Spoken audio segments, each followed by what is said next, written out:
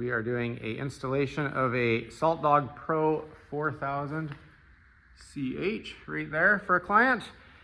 We just took the grate off the top and pulled everything out that comes shipped that way. It comes in a bucket.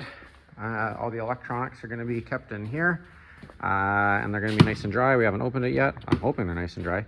And then we got bungees, we got straps. That black thing is the tarp for the top of it, and then just some garbage that was in there. Over on the back side, the spinner was shipped inside the unit, and it is always important to go over everything before you start installing it, because this spinner is cracked. I don't know if you can see. There you go, you can really see that. So that's not going to last very long. There is some cold weather coming, so I'm not too sure how quick we can get one shipped out to the client. We didn't sell this to the client, but we don't know how quick one can come out for warranty, so we might have to try and fix that for him so that he can use this in the coming week, but that's not good. Anyways, we'll let you know how this goes. Okay, so we just opened up that box. Inside it was all this stuff here. All of it was completely dry. We got the pins for the chute. We got the wiring harness. We got that wiring harness goes from the controller to the Salter. That goes from your battery to your controller. It is also shrink wrapped, so this was double protected. But everything looks good here. We'll go to the next step of installing it. Okay, just got the Salter more centered, and then all it took to mount the spinner is just these two pins and lining up the holes here and then lining up the holes here.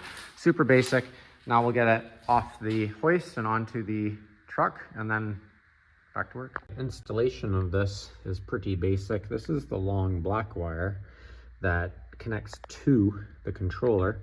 We've zap strapped it here. It was not long enough to go that way and over, and it's a lot easier access down here to go through the firewall than over there, so that's why we did that. There's also auxiliary key on is over there, but anyways, auxiliary key on, sorry, there's also auxiliary key on. Fuse panels are sometimes over on that side. On this truck it's actually on that side, but you just can't get through the firewall as easily. Over here, I'm just working in a bit tight corners. This is the red wire that came in the kit, and it goes to the breaker, and then this is the red wire that goes to the controller. The negative is also hooked up. It goes to the battery over there, and that breaker right there is not turned on right now. Essentially, once you click it down, then it would be on, and this is the release. Now what we do is we usually wire the Salter auxiliary to that, and we just train our staff that every time they drive these trucks with this type of system, they have to pop the hood and turn it off overnight. It just makes it so that over time your Salters corrode, bad connections happen, and sometimes things can ignite. So with this Salter, over the years, if you have that same wiring happening and something's rubbing through, you could park this truck overnight and that wire could be live and start a fire. Whereas if you turn it off at the breaker, you're not going to have that. Here we have the control box. It is mounted here. We find it a nice location on these Fords to be mounted down here. As you can see down below, this is the plug that came from the front of the truck, and it connects to the control box right here. And then you're gonna have a couple more wires that are coming from that wire, and that goes all the way to the back of the controller. And that is the wire bundle that I'm probably showing in the top left or top right corner here. Okay, so these Fords don't have any body plugs in the bottom of them, unfortunately, for doing the wiring. We're talking about the wiring that comes from the controller to the Salter. So what we usually do, so that we're not trying to harm anything, is we just go through the vents in the back of the cab right there. You can see the wire coming out of it. And then we go down along the frame. Now he has it actually going on the outside of the frame.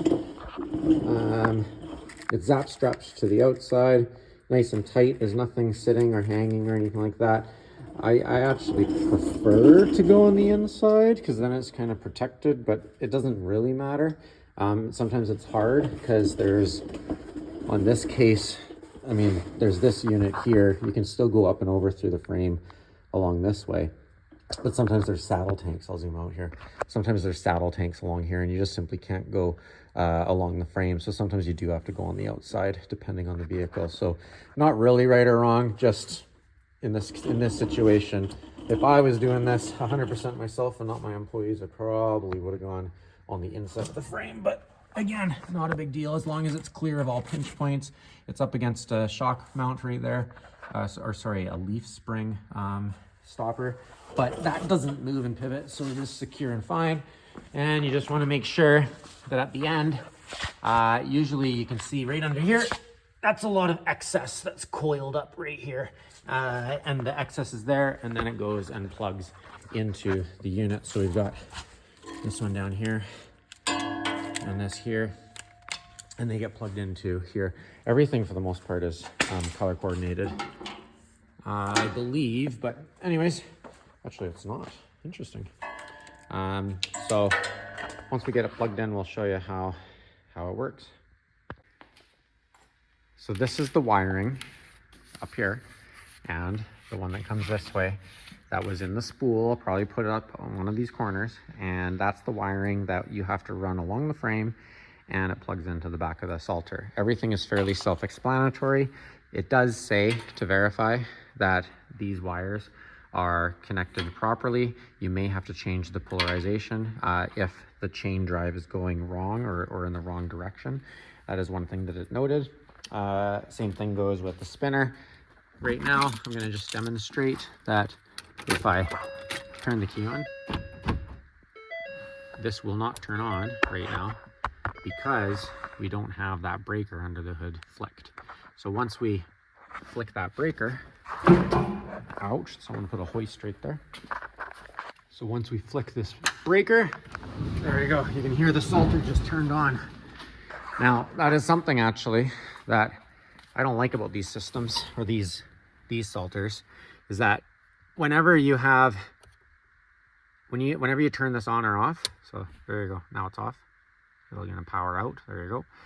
When I turn this on again, if you listen,